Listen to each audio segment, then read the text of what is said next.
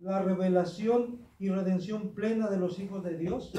Vamos a hablar también cómo la creación fue sometida a limitaciones por Dios mismo a causa del pecado del hombre. Vamos también a hablar sobre cómo a la creación se le ha dado la esperanza de ser liberada de sus limitaciones para compartir la libertad gloriosa de los hijos de Dios. Y por último, vamos a ver cómo es que la creación actualmente se queja y está sufriendo como una mujer que está a punto de dar a luz. Dice el versículo 19 de Romanos capítulo 8, porque el anhelo ardiente de la creación es el aguardar la manifestación de los hijos de Dios. La creación, la naturaleza, el mundo está esperando, dice, anhelando que se manifiesten los hijos de Dios. Aquí está hablando, antes que nada, acerca de la manifestación gloriosa, o sea, de aquel día, cuando Dios, hermanos, va a venir, cuando Jesucristo va a venir en su gloria, y también Él va a resucitar a sus hijos con cuerpos gloriosos, y cuando Él va a transformar también a los que estén vivos de una manera gloriosa. Pero no debemos olvidar que también tiene que ver con la situación actual, porque el anhelo ardiente de la creación es el aguardar la manifestación de los hijos de Dios.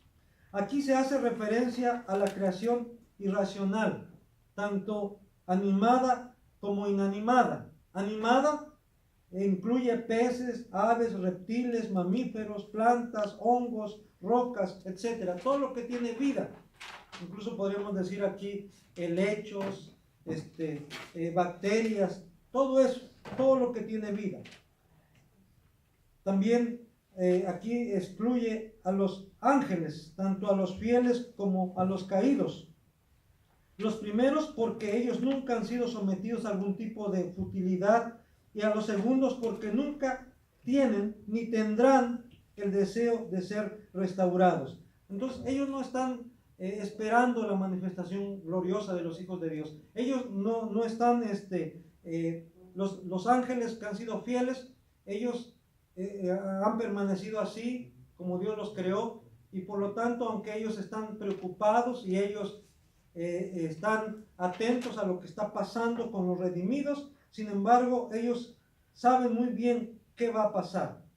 Los que cayeron, o sea, estamos hablando aquí de Satanás y sus demonios, ellos no están anhelando, ellos no quieren nada con Dios. Lo único que quieren es estorbar los planes de Dios, obstruir la obra de Dios, perjudicar a los escogidos de Dios, a los creyentes. Entonces, este texto no está refiriéndose ni a los ángeles fieles ni a los ángeles caídos, pero sí se está refiriendo a la creación irracional, tanto animada como inanimada.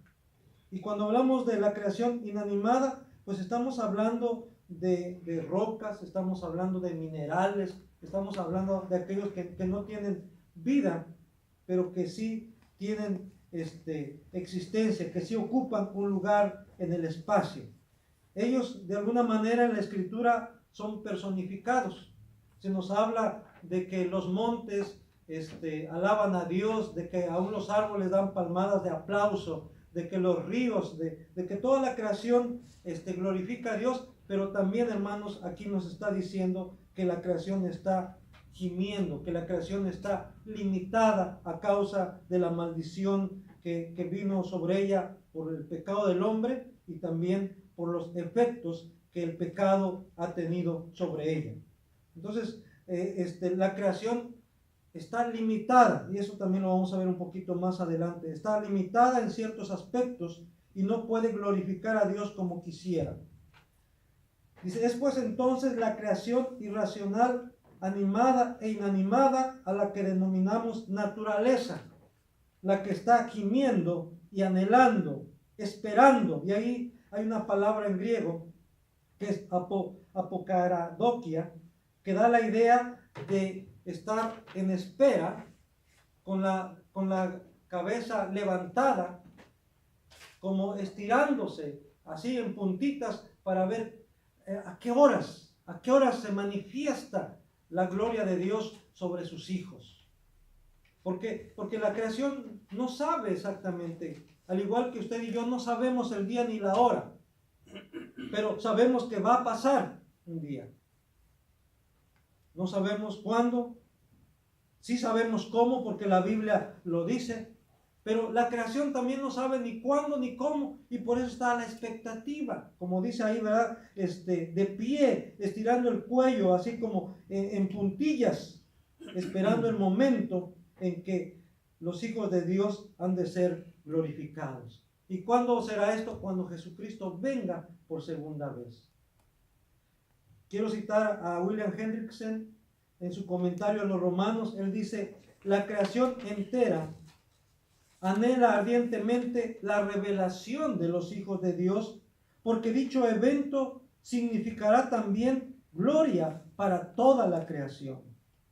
Visto que la humillación de la creación no procede de su propia culpa, como lo afirma específicamente Génesis 3, 17 al 19, la misma ciertamente participará de la restauración del hombre. El destino de la naturaleza está íntimamente vinculado con el de los hijos de Dios. Es por ello que la creación entera es presentada como si estuviera estirándose el cuello para ver la revelación de los hijos de Dios. Aquí el apóstol Pablo, hermanos, nos recuerda que la creación fue sujetada a vanidad, fue sujetada a esclavitud, a sufrimiento, a limitaciones, no por ella misma, sino a causa del pecado de Adán y Eva, a causa del pecado del hombre.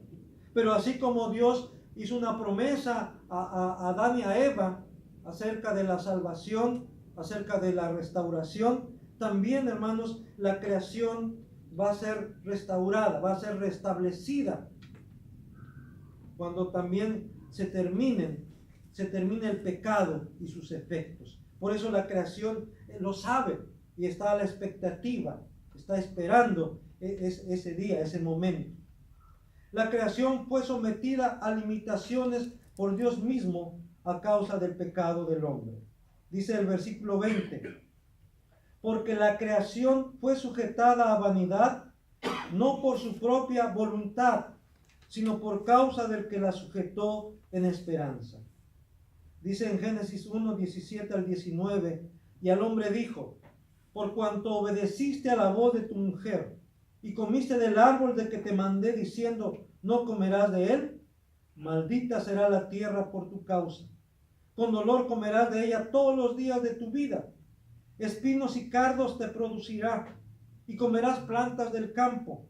Con el sudor de tu rostro comerás el pan hasta que vuelvas a la tierra, porque de ella fuiste tomado, pues polvo eres y al polvo volverás. Ahí está la base, hermanos, bíblica de cómo el pecado del hombre trajo maldición sobre la tierra, sobre la naturaleza, sobre todas las demás criaturas. Y dice Hendrickson también, dice: desde la caída del hombre, las potencialidades de la naturaleza están como encofradas, encapsuladas y encerradas. La creación está sujeta a un desarrollo reprimido y a un decaimiento constante, aunque aspira, no es capaz de un logro pleno. Aunque florece, no llega al punto de fructificar adecuadamente. Hermanos, ahí lo que se tradujo, que fue sujetada a vanidad, no está hablando de vanidad como lo entendemos nosotros en cuanto a soberbia, a orgullo, a creerse, sino está hablando acerca de futilidad, en el sentido de que no está, fue limitada en su potencial, fue reprimida. Si no hubiese pecado el hombre, hermanos, la naturaleza hubiera alcanzado una mayor plenitud, un mayor desarrollo. Los árboles frutales, hermanos, no necesitaría el hombre intervenir para que produjeran más. No necesitarían de abono, no necesitarían de injertos, no necesitarían ahora con lo que son los alimentos transgénicos. No necesitaría nada de eso, sino la naturaleza se desarrollaría. El hombre mismo, hermanos, si no hubiese pecado, dirá alguien, pero el no hubiese no existe. Pero considerando hipotéticamente, si el hombre no hubiese pecado, hermanos, la humanidad estaría mucho más desarrollada en todos los aspectos, tanto en la cuestión tecnológica, tanto en cuanto a su forma de vida. Pero el pecado, hermanos, trajo muchas limitaciones. El pecado trajo muchas consecuencias en la vida del hombre mismo, pero también en la demás creación, en la naturaleza. Por eso dice aquí que la creación fue sujetada a vanidad, no por su propia voluntad, fue sujetada a decaimiento, fue sujetada a limitaciones, perdió su potencial, no por su propia voluntad, sino por causa del que la sujetó en esperanza. En este caso, Dios la sujetó en esperanza. Dios mismo le dio la esperanza, ¿verdad? De que cuando el pecado sea eliminado, cuando las consecuencias del pecado también sean quitadas, la naturaleza también pasará a recobrar su libertad, pasará a recobrar su potencialidad. Sí, va a haber un día en que Dios va a crear cielos nuevos y tierra nueva, y en donde las plantas, hermanos, van a producir al 100 por 1, donde habrá aún entre los animales también, ¿verdad? Habrá un desarrollo que ni siquiera hemos visto durante todo este tiempo. ¿Por qué? Porque es la promesa de Dios para el hombre, pero también para la creación.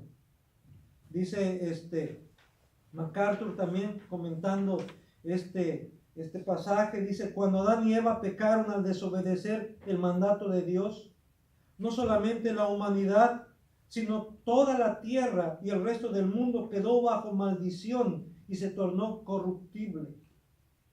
Ahí otra vez cita una palabra en griego, metaiotes, que quiere decir vanidad. Transmite el concepto de ser fútil, frustrado y sin éxito, incapaz de alcanzar una meta o de cumplir un propósito. A causa del pecado del hombre, ninguna parte de la naturaleza existe ahora como Dios tuvo la intención original de que fuera desde un principio. Hermanos, si no hubiese sido por el pecado del hombre, como encontramos en Isaías, el león y el cabrito podrían estar juntos. Los niños podrían jugar con las serpientes y estas no lo dañarían, estas no lo morderían. El león no se comería al cabrito o al venado, pero a causa del pecado, hermanos, vino también esa lucha del más fuerte sobre el más débil, del abuso del más fuerte sobre el más débil. Pero cuando esto sea restaurado, hermanos, por eso en Isaías nos dice que el león y el cabrito estarán juntos. Y el niño de pecho aún podrá meter la mano en el nido del áspid, de la serpiente, y no será mordido.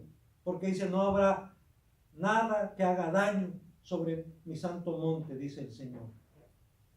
Entonces, hermanos, esta es una promesa hecha para la creación. Dios nos lo da a conocer a través de su palabra.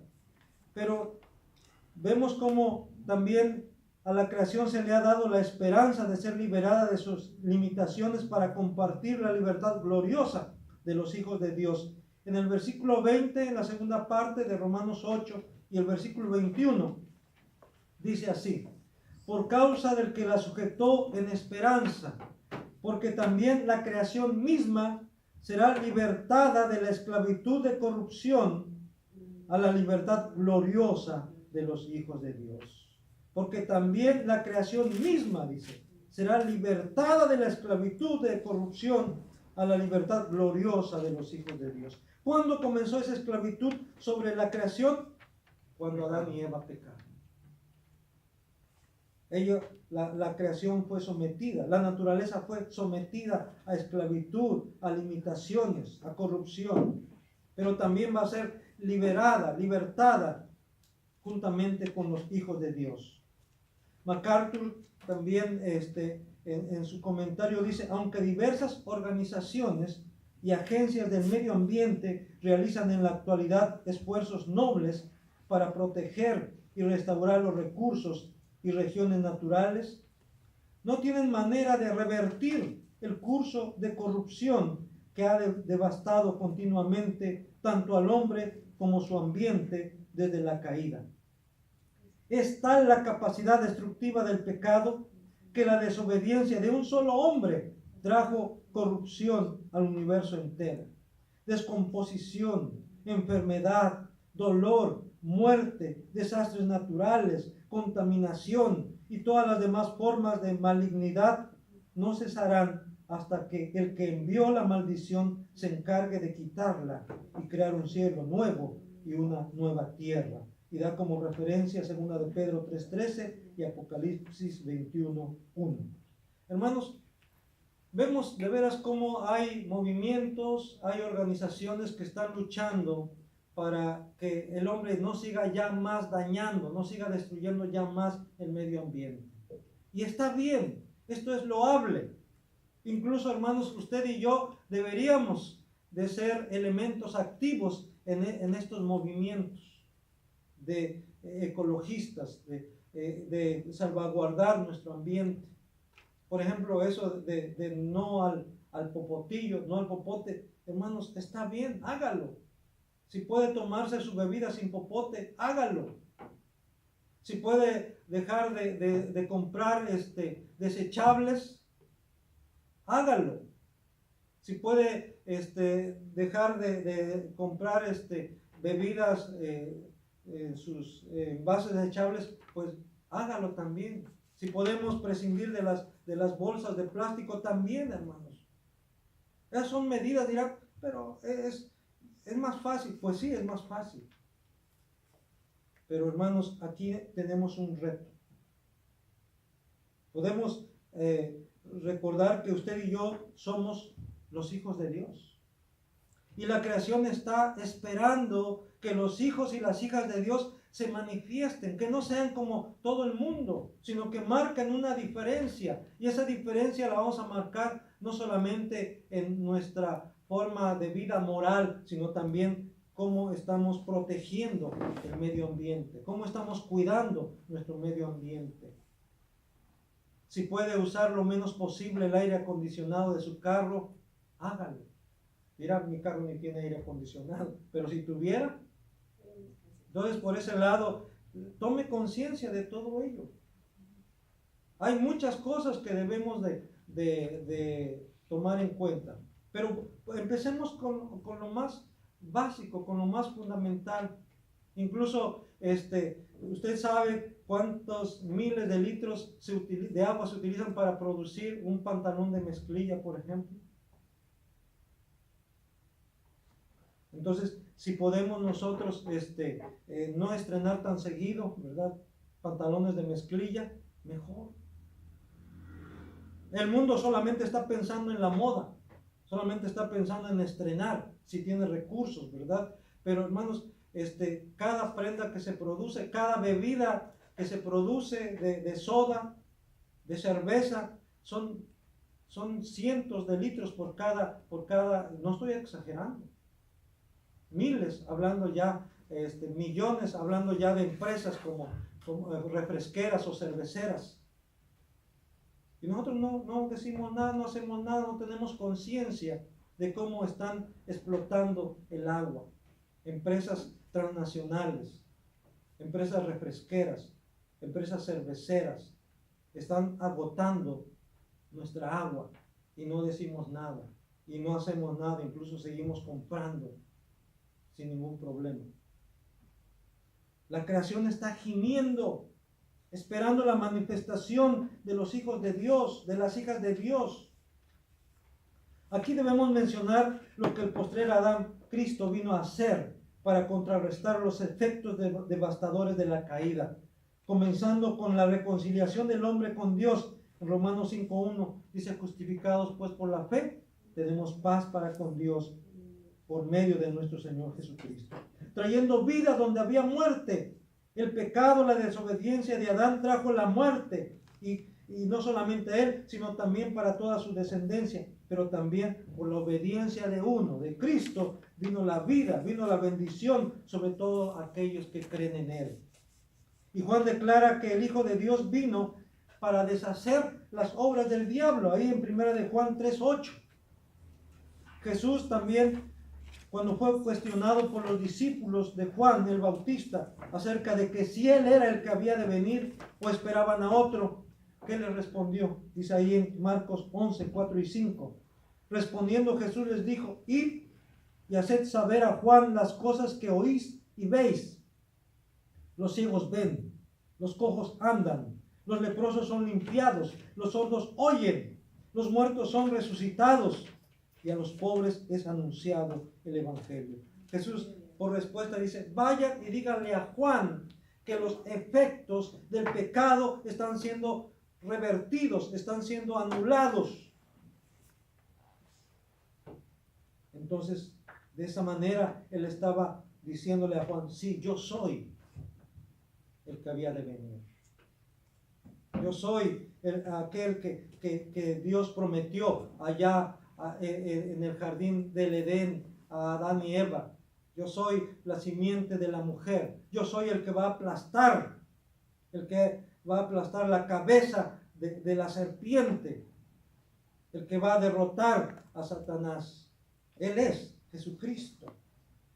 Entonces, nosotros como creyentes, como hijos de Dios, ya que somos una nueva creación, según 2 de Corintios 5:17, donde dice: de modo que si alguno está en Cristo, ¿qué? Nueva criatura es. Tú y yo somos una nueva creación, somos nuevas criaturas. Entonces, como nueva creación que somos, deberíamos de ser los primeros en cuidar el medio ambiente y tratar bien a los animales en general, y no solamente a nuestras mascotas. Y lo menciono esto porque sí, nuestras mascotas las podemos tratar muy bien, cuidar muy bien, alimentar muy bien.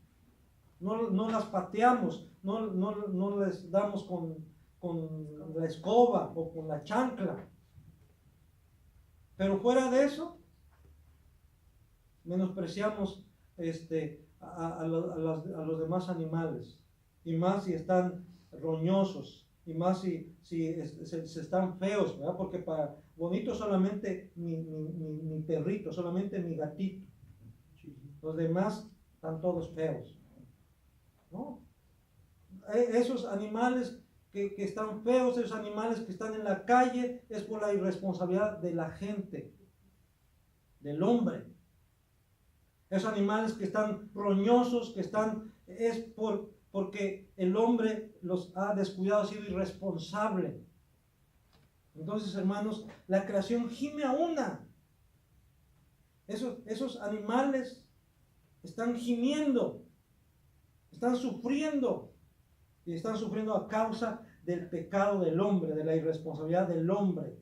Y usted y yo debemos ser responsables, por lo menos, oigan bien, de nuestras mascotas, por lo menos de los animales que tenemos en casa, por lo menos.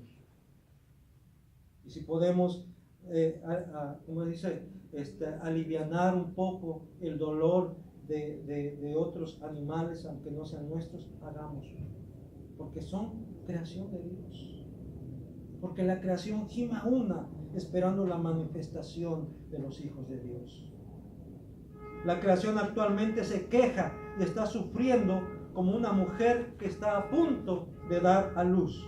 Dice el versículo 22, porque sabemos que toda la creación gime a una y a una está con dolores de parto hasta ahora. Sí, actualmente la creación está sufriendo, está gimiendo. Esto de los huracanes, esto de los terremotos, es manifestación de que la creación está sufriendo, se está conmocionando. Es como cuando una persona tiene fiebre, tiene temperatura, tiene una infección, ¿qué pasa? Tiene escalofrío, tiembla. Así está la creación también. Está enferma. El hombre la ha enfermado. La naturaleza ha sido enfermada por el hombre. Ha explotado irracionalmente sus recursos. Ha extraído los minerales, ha extraído el petróleo, ha extraído el agua sin ninguna consideración. La tierra, hermanos, se está convulsionando. La tierra está sufriendo. La naturaleza sufre y espera la acción de los hijos de Dios. Aunque sabemos que por encima de todo eso está esperando la manifestación gloriosa de Jesucristo. Cuando Él venga en su gloria, también, hermanos, nos llenará de su gloria. Esto ya lo vimos hace 8 días. Nos llenará de su gloria a cada uno de sus hijos y de sus hijas. Pero también, hermanos, Dios creará cielos nuevos y tierra nueva, donde more la justicia. Los elementos serán deshechos, dice la Escritura.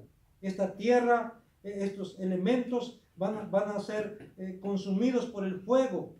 Este planeta Tierra va a ser deshecha y rehecha de nuevo. Y Dios va a crear una nueva naturaleza.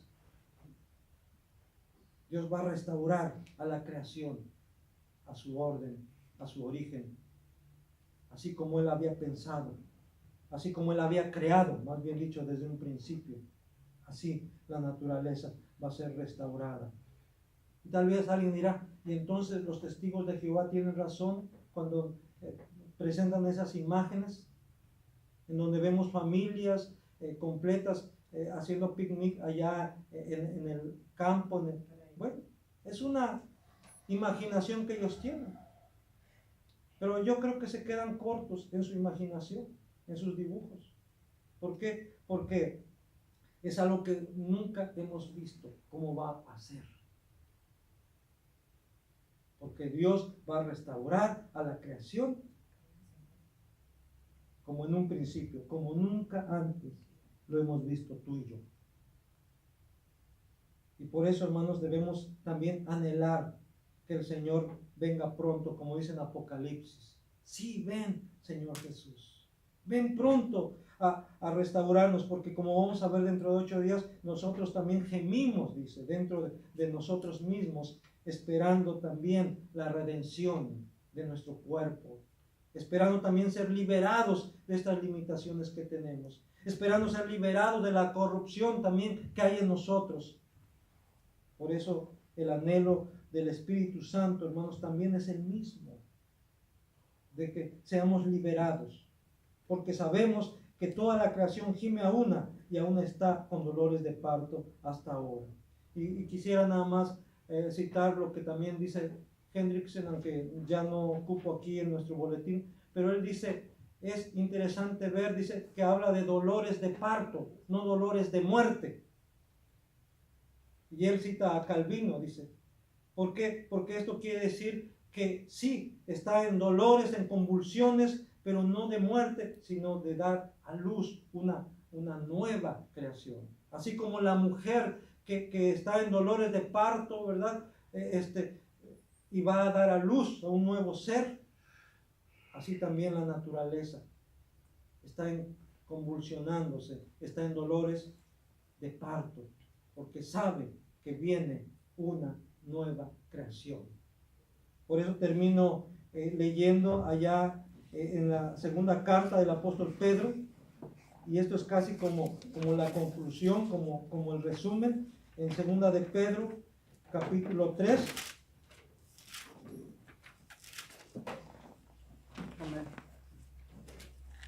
Dice en el versículo 9, dice, el Señor no retarda su promesa, según algunos la tienen por tardanza, sino que es paciente para con nosotros, no queriendo que ninguno perezca, sino que todos procedan al arrepentimiento. Pero el día del Señor vendrá como ladrón en la noche, en el cual los cielos pasarán con grande estruendo, y los elementos ardiendo serán deshechos, y la tierra y las obras que en ella hay serán quemadas. Y luego dice más adelante en el versículo 13, pero nosotros esperamos, según sus promesas, cielos nuevos y tierra nueva, en los cuales mora la justicia. Nosotros esperamos, según sus promesas, cielos nuevos y tierra nueva, en donde ya no habrá más pecado, sino solamente morará la justicia de Dios. Y esa justicia, hermanos, también será patente en nuestra relación unos con otros. Amén.